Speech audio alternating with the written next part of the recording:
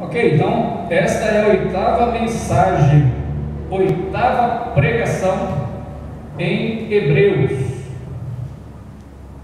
Os irmãos podem abrir suas Bíblias em Hebreus, capítulo 3.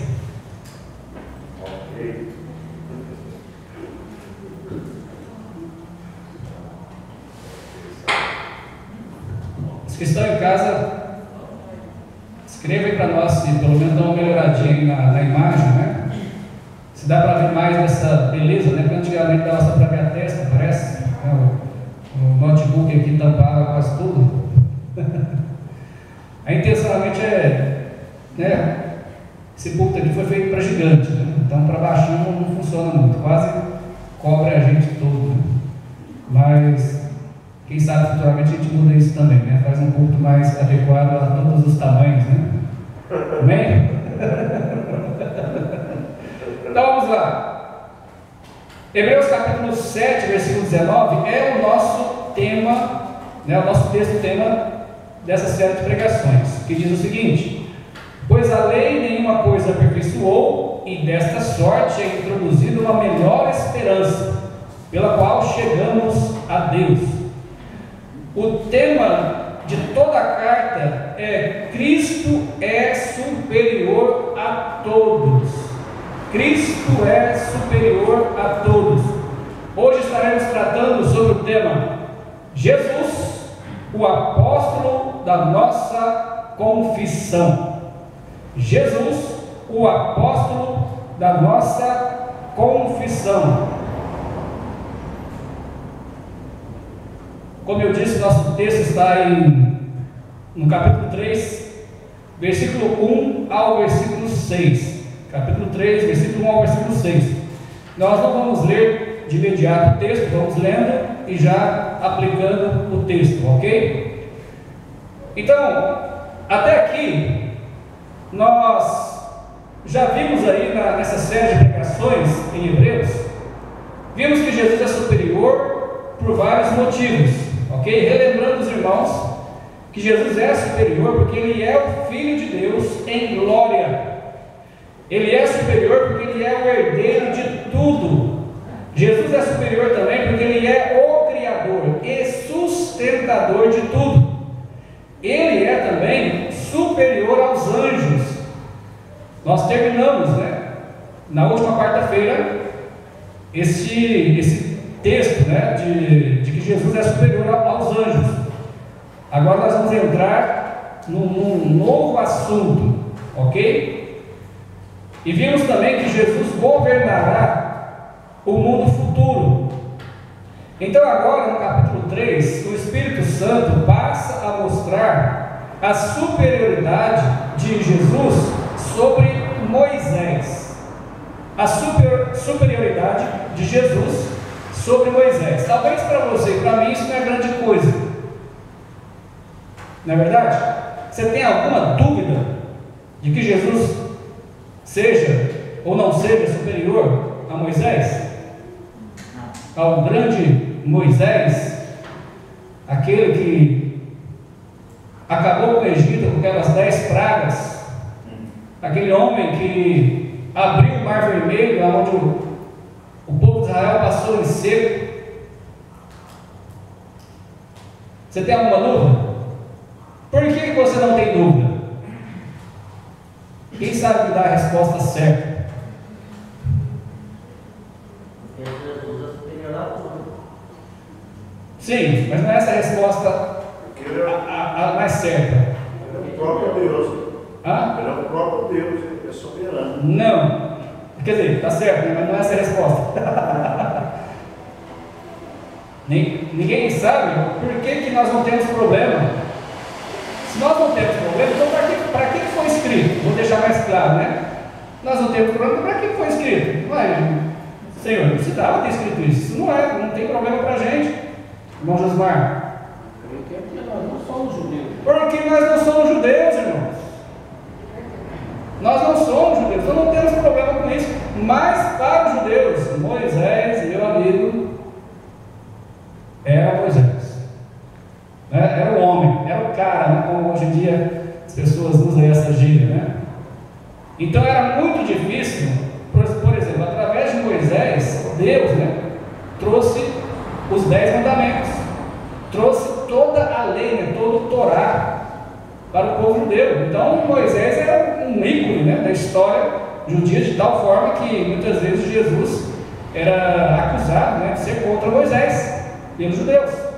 Percebe?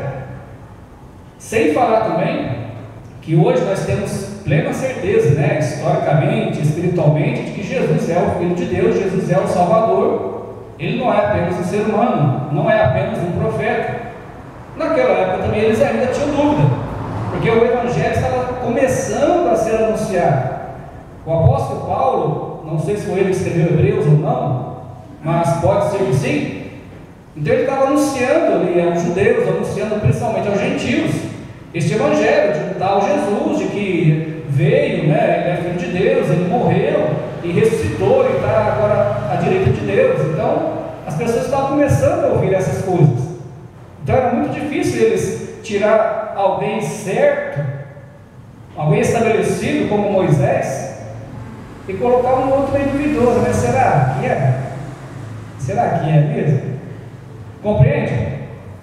As palavras aqui no versículo 1, capítulo 3, versículo 1, as palavras por isso, ela faz uma conexão com os 2 últimos versículos que nós pregamos na última quarta-feira, os 2 últimos versículos do capítulo 2, que diz o seguinte, Hebreus 2, 17 e 18: por isso convinha que em tudo fosse semelhante aos homens, para ser misericordioso e fiel sumo sacerdote naquilo que é de Deus, para expiar os pecados do povo, porque naquilo que ele mesmo, sendo tentado, padeceu, pode socorrer aos que são tentados.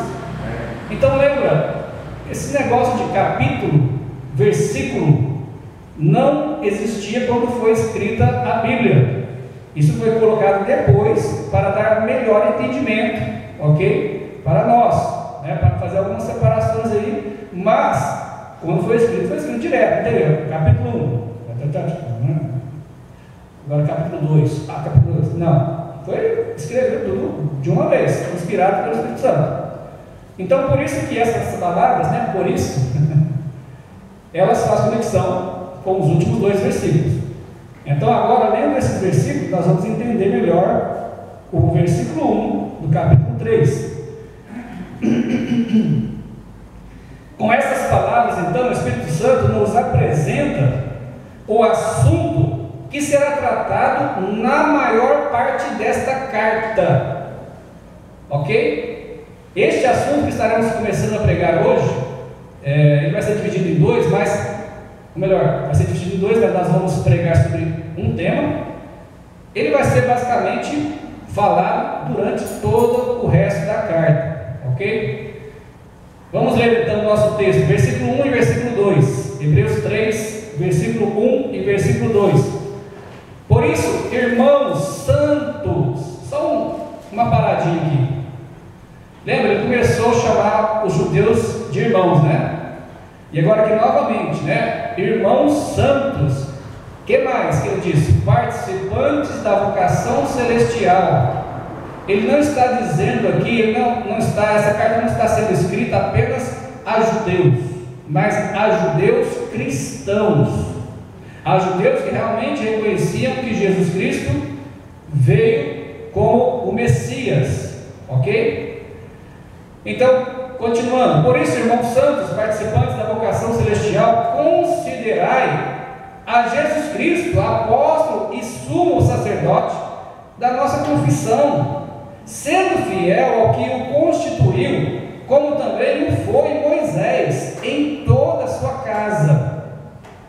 Então hoje nós vamos falar, irmãos, de Jesus como apóstolo da nossa confissão, contrastando com Moisés, contrastando com o grande servo de Deus, Moisés, ok? Então vamos lá. Primeiro, o que significa a palavra apóstolo? Enviado. Enviado. Apóstolo é um homem enviado por Deus. A palavra Os discípulos, aqueles 12 discípulos, da qual alguns se perdeu, né? Eles foram chamados depois, principalmente os que permaneceram fiéis, foram chamados depois de apóstolos. Por quê? Porque Jesus os enviou a libertar o mundo da escravidão do pecado com a pregação do santo evangelho de Jesus Cristo. Então, por isso que eles foram chamados apóstolos, ok? Enviados por Jesus. No Antigo Testamento, então, Moisés, é interessante, né? Moisés foi um apóstolo de Deus. Não foi, logicamente, não foi chamado com essas palavras, mas nós percebemos agora que em Hebreus, o Espírito Santo está fazendo aí uma comparação do apostolado de Jesus com o apostolado de Moisés, embora não está claramente com essas palavras. Porque Moisés, ele foi enviado por Deus. Ele foi enviado por Deus a libertar o povo escolhido de Deus, o povo de Israel, libertá-los da escravidão do Egito e ainda conduzi-los à terra prometida. Moisés não só libertou, mas ele tinha também a responsabilidade de levá-los até a terra prometida. Isso não tem uma comparação muito boa com Jesus? Jesus não nos libertou do pecado, da escravidão do pecado, não nos libertou da condenação do inferno, e Ele não garante que através dele nós vamos chegar ao Pai? Sim.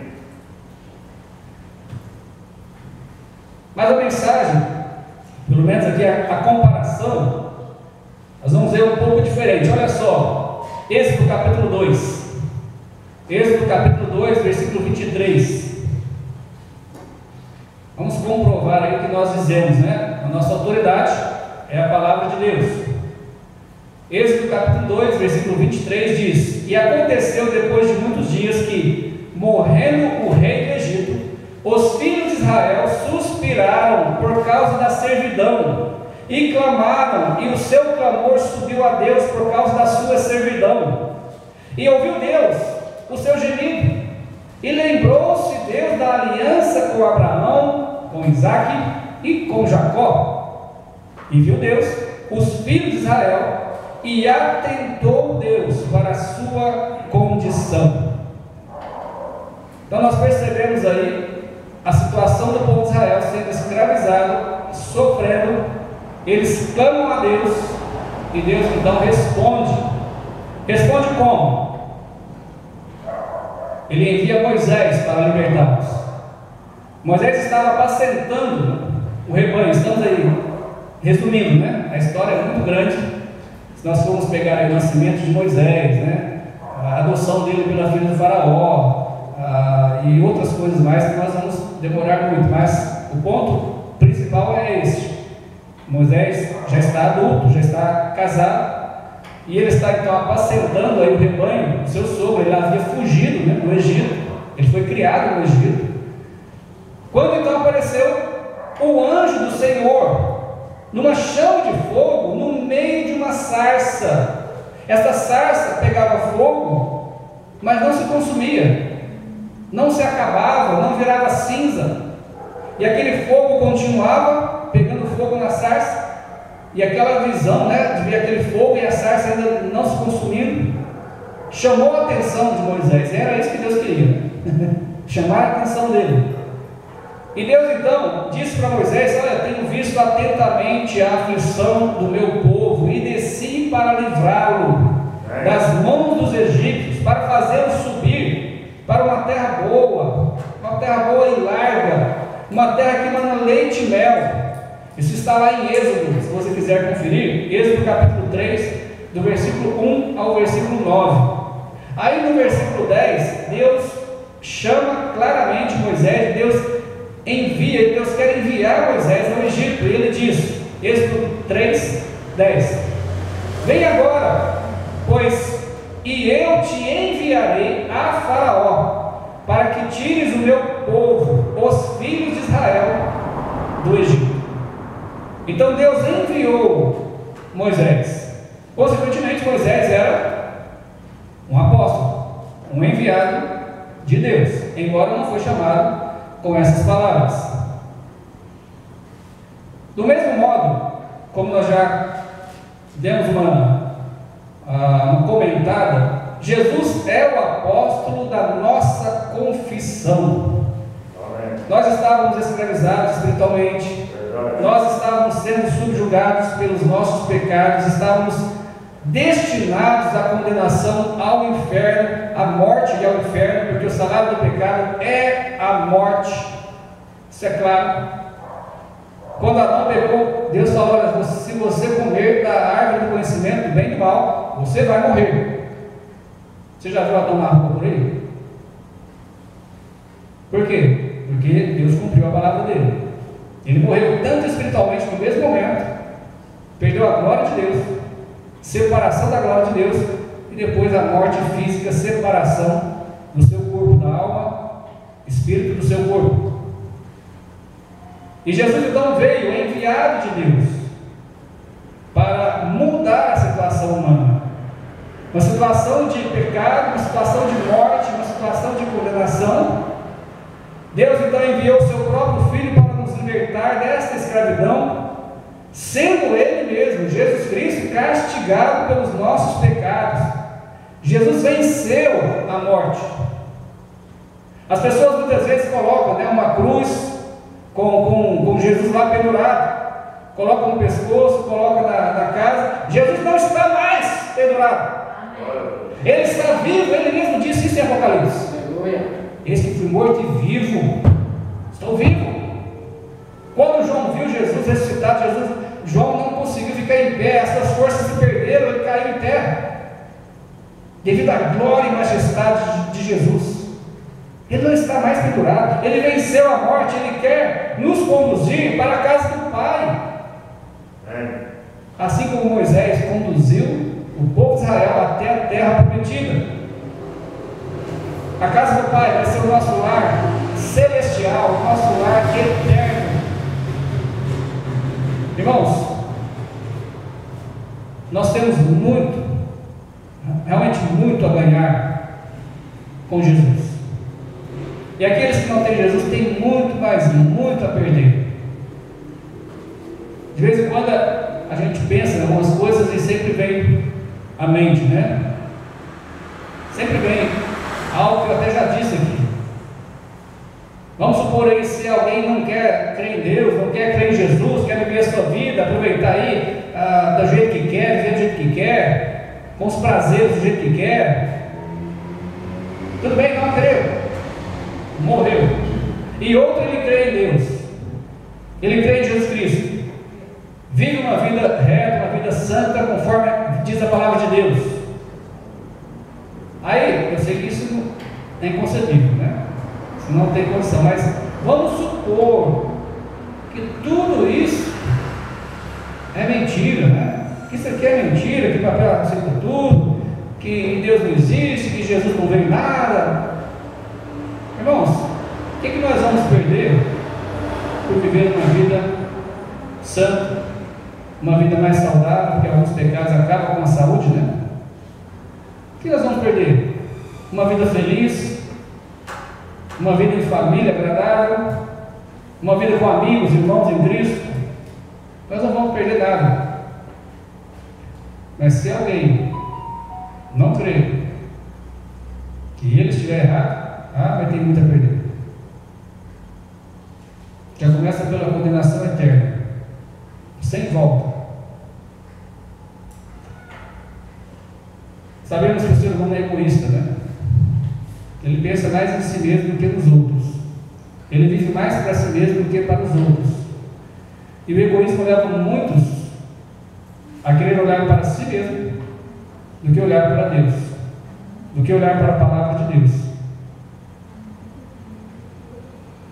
Por isso que nós lemos então, irmãos, novamente no capítulo 2, versículos 17 e 18, que convinha que em tudo Jesus Cristo, eu vou acrescentar aqui para dar melhor entendimento, Jesus Cristo fosse semelhante aos homens, para ser o quê? Misericordioso e um fiel sumo sacerdote, sacerdote geralmente ele fazia expiação do pecado, né, no templo, naquilo que é de Deus, para expiar os pecados do povo, porque naquilo que ele mesmo sendo tentado padeceu, pode socorrer aos que são tentados.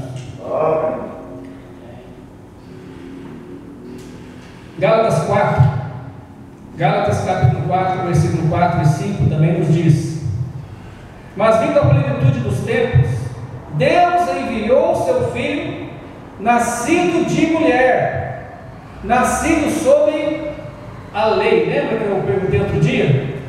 Jesus viveu em qual dispensação? Dispensação da lei. Nascido sob a lei, para remir os que estavam debaixo da lei, a fim de recebermos a adoção de filhos. Se tivesse alguém, eu não sei se tem alguém aqui que é adotado. Você foi adotado? Tem alguém aqui? Mas deve ser uma alegria muito grande. Por um motivo ou outro, não sei. Seus pais talvez não quiseram você, né? Não sei. Você foi parar no orfanato, destinado a ser talvez criado, né, por pessoas que estão ali por causa do trabalho, né? Não estou dizendo que elas não amam, né? Mas não é a mesma coisa, né? Quem está nesse verso sabe o que eu estou dizendo. Mas quando chega então um casal, um homem e uma mulher, para ficar mais claro, né? Hoje em dia tem tanta coisa aí. Pai e mãe, amém? Não só pai e não só mãe. Eu quero aquilo ali. Imagina a alegria da criança. Alguém me quis. Alguém fez um esforço de me buscar, de me tirar desse lugar. Nós estávamos num lugar horrível, vendido para o pecado, largados no lamaçal do pecado, um destino horrível, e Deus quis nos adotar. Como filhos, não é como servo, não é como criado, como filhos. Eu sei que automaticamente, como nós temos aí, né, outros textos, outros ensinamentos, nós queremos servir a Deus de todo o coração por amor, e não por obrigação, e não por medo, porque o que Deus fez por nós, irmãos, é muito grande. No mesmo sentido, então, no sentido que nós estamos falando aqui, como já comentamos, Moisés e Jesus, eles são semelhantes porque os dois são apóstolos enviados para estabelecerem concertos ou alianças entre Deus e os homens. Moisés trouxe a aliança da lei, Jesus trouxe a aliança da graça. Qual você prefere? A lei, conforme diz a Bíblia, que mata, olho por olho, dente por dente, ou a graça? Porque pela graça sois salvos por meio da fé. Isso não vem de vós, é dom, é presente de Deus, não vem das obras, para que ninguém se glorie. É o que diz lá em Efésios 2, 8 e 9. Jesus é o nosso apóstolo, é o apóstolo da nossa confissão. No final eu vou dizer mais sobre essa confissão, ok? Segundo, já animando os irmãos aí, isso, pastor, está no segundo ponto ainda? Tá, só tem 2 pontos, tá? Então alguns aí que ficou animado, olha só. Segundo ponto, por que Jesus é superior a Moisés? Por quê? Eu sei, para nós é claro, mas nós vamos ver o que a Bíblia colocou. Por que Jesus é superior a Moisés? Leiamos então o restante do texto aí, versículo 3 ao versículo 6. Porque ele é tido por digno de tanto maior glória do que Moisés, quanto maior honra do que a casa tem aquele que edificou, porque toda a casa é edificada por alguém, mas o que edificou todas as coisas é Deus. Versículo 5. E na verdade Moisés foi fiel em toda a sua casa, como servo, para testemunho das coisas que se haviam de anunciar, mas Cristo como filho sobre a sua própria casa, a qual casa somos nós, se tão somente conservarmos firme a confiança e a glória da esperança até ao fim. Então, por que Jesus é superior a Moisés? Deus falava a Moisés pessoalmente. Lembra aí do que está escrito em Números capítulo 12, versículo 6 ao versículo 8? Deus não só falava com Moisés pessoalmente, mas ele defendia Moisés. Era o segurança de Moisés, né? Imagina, quem mexesse com Moisés mexia com Deus. Quer ver? Olha o texto, Números 12, versículo 6 ao versículo 8. Diz o seguinte: e disse: ouvi agora as minhas palavras, se entre vós houver profeta, eu, o Senhor, em visão a ele farei conhecer, ou em sonhos falarei com ele. Não é assim com meu servo Moisés, que é fiel em toda a minha casa. Boca a boca falo com ele, claramente e não por enigmas, pois ele vê a semelhança do Senhor, porque não tivestes temor de falar contra o meu servo, contra Moisés. Alguém lembra para quem Deus está falando essas palavras? Para Miriam e Arão. Miriam e Arão. Depois que Moisés casou-se, novamente, Miriam não gostou muito, da cunhada, e começou então a falar algumas coisas com Arão, falando sobre Moisés, e falando também, especulando que Deus também tinha usado eles, começou a atacar a liderança e o caráter de Moisés. Aí o segurança entrou em cena, né? Já viu quando segurança entra em cena? Já viu o filme? Principalmente filmes, né? Chega perto não. Aí o segurança, que é o próprio Deus, entrou em cena logo. Aqueles que eu falo, aqueles que são profetas, eu falo por enigmas, eu falo por sonhos. Mas Moisés não. Moisés eu falo pessoalmente, boca a boca, claramente, não é por enigmas. Ele vê a semelhança do Senhor. Agora, porque vocês não tiveram temor de falar sobre o meu servo Moisés? Deus falando. E para quem sabe a história, assim que Deus acabou de falar com eles, a Bíblia diz que a ira de Deus se acendeu. Alguém que você não quer ver nervoso é Deus. A ira de Deus se acendeu contra Arão e Miriam, principalmente Miriam, que iniciou isso. E aí, quando eles saíram daquele lugar, Miriam estava leprosa, seu corpo estava todo leproso.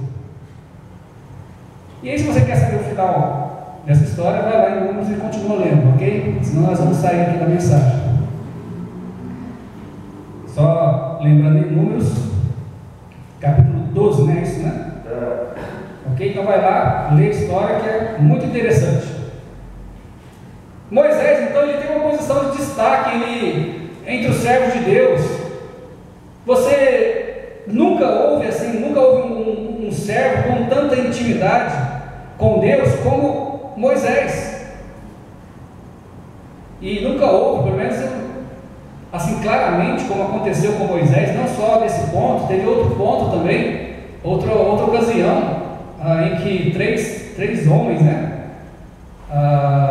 se não me engano é Datã, Coré e Abirão, são os nomes desses homens.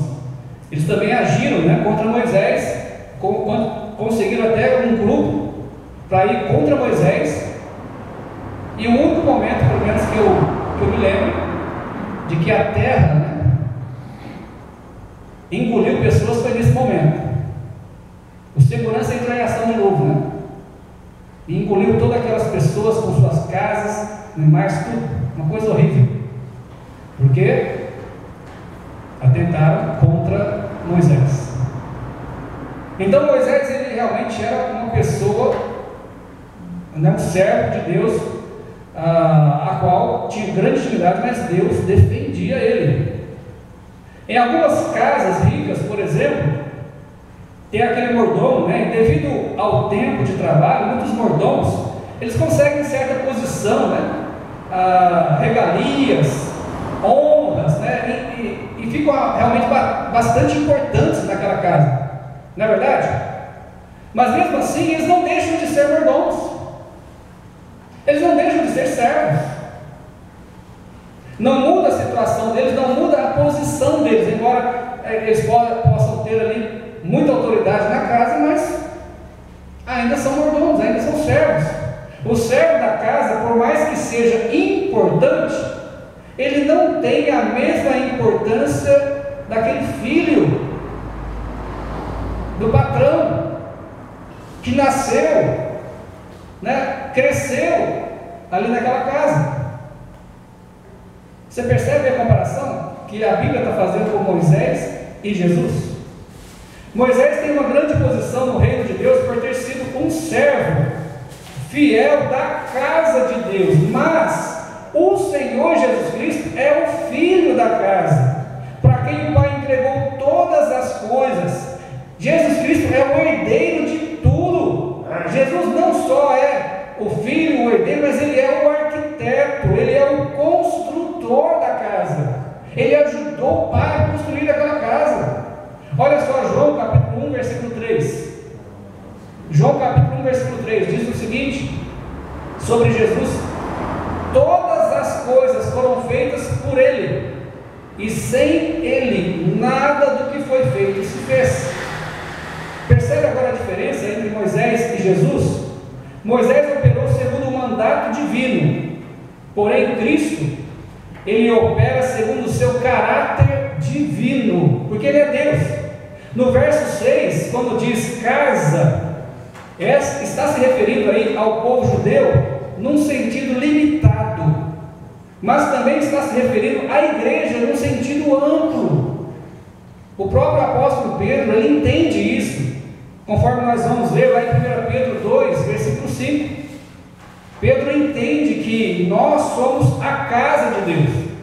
1 Pedro 2, 5 diz: vós também, como pedras vivas, sois edificados casa espiritual e sacerdócio santo, para oferecer sacrifícios espirituais agradáveis a Deus por Jesus Cristo.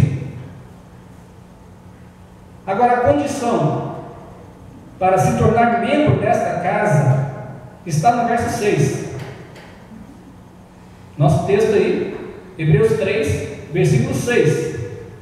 Na frase que diz: conservávamos firme a confiança e glória da esperança. O que significa essa frase? Aqui está fazendo uma referência ao Evangelho, assim como tem várias frases que não está propriamente com a palavra Evangelho, se referindo ao Evangelho. E aqui está dizendo que os verdadeiros salvos conservarão firme essa confiança. Eu li que alguns querem achar aqui um pretexto, né, para dizer que a salvação não é garantida, que ela é como é que eu posso dizer? Ela é confirmada ou assegurada pelas obras, né, ou seja, pela permanência, né, da pessoa no Evangelho, dizendo que se a pessoa sai, então, né, sai dessa firme confiança, que ela perde a salvação. A Bíblia não diz isso, nem aqui nem em outro lugar. Como eu disse, é um pretexto. Mas os verdadeiros salvos, eles conservarão firme essa confiança. Passa 1 ano, 10 anos, 20 anos, 30 anos, 50 anos, a firme esperança está lá. O Salvador ainda está lá. E a fé ainda está lá. Porque a fé só vai ser guardada após a morte, né? Aí você não vai precisar mais de fé. Você já vai estar com Deus. Concluindo então, Jesus é o apóstolo da nossa confissão, o enviado de Deus para a salvação de todo aquele que crê.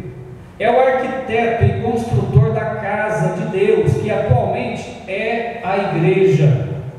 Você já é membro dessa casa? Você já é membro dessa casa? Amém. Amém. Já confessou a Cristo como seu único? Olha a confissão aí. Jesus é o apóstolo da nossa confissão. Pastor, você não falou sobre a confissão. A confissão aí. Você já confessou Jesus Cristo como seu único e suficiente Salvador pessoal? Amém. Eu digo único e suficiente. Único por quê? Eu creio em Jesus e mais em Pedro, e mais Maria, e mais João, e mais... Não, é só Ele. Ele não divide a sua glória, não precisa de ajuda de ninguém para salvar. Amém. Ninguém mais morreu juntamente com Ele, a não ser aqueles dois ladrões que não valiam de nada, né? Um ainda foi salvo. Ninguém pagou pelo seu pecado, a não ser Jesus. Então é único. Suficiente por quê? Porque eu não preciso de mais nada. Eu não preciso de mais ninguém. Eu não preciso de ajudar Jesus com as minhas obras, né? Eu não preciso garantir a minha salvação com as minhas obras. Ele é único e suficiente. Você já confessou? Como que eu faço isso, pastor? Como que eu confesso? Uma oração simples. Uma oração simples. Você ora a Deus. Você fala com Deus: Senhor, eu sei que Jesus veio. Que Jesus morreu pelos meus pecados. Eu creio nele como meu único e suficiente Salvador. Eu me entrego a Ele. Que Ele seja o meu Salvador. Eu vou crer somente nele. E eu gosto sempre de dizer, né? Fala para Jesus: Senhor, assim como Pedro falou, né? Quando estava afundando no mar, salva-me, seja o meu Salvador. E ele mesmo disse que aquele que vem a Ele, né, de maneira nenhuma vai ser lançado fora. Foi por isso que eu fui, né? Sabia que não seria rejeitado. Você já foi rejeitado? Alguém que já gostou de uma menininha, de um menino, de um jovem, de uma jovem, mas não foi correspondido? É ruim demais, não é verdade? Jesus falou: olha, aquele que vem a mim de maneira nenhuma lançarei fora. É certeza, você vai e Deus vai estender a sua mão. Amém. Não estamos debaixo da lei de Moisés e não seguimos a Moisés, mas seguimos a Cristo. Amém?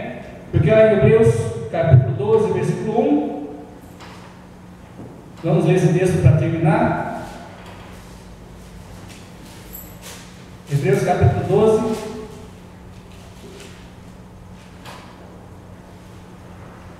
versículo 1 e versículo 2 diz: portanto nós também, pois que estamos rodeados de uma tão grande nuvem de testemunhas, deixemos todo o embaraço e o pecado que tão de perto nos rodeia, e corramos com paciência a carreira que nos está proposta, olhando para Jesus, autor e consumador da fé, o qual pelo gozo que está proposto suportou a cruz, desprezando a afronta, e assentou-se à destra do trono de Deus. Ele é o nosso apóstolo, o enviado de Deus, o apóstolo da nossa confissão. Amém? Vamos ficar de pé e vamos orar. Obrigado, Pai, mais uma vez pela tua palavra, pela salvação.